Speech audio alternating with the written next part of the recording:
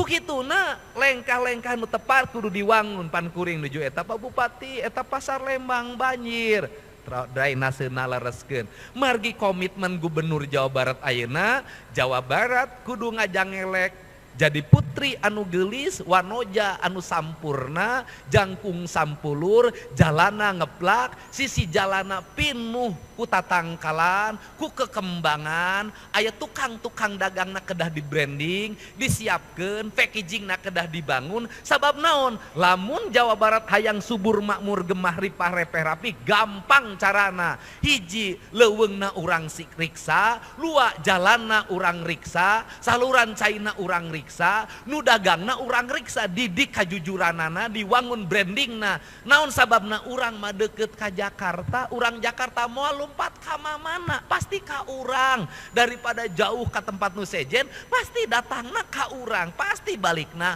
ka Lembang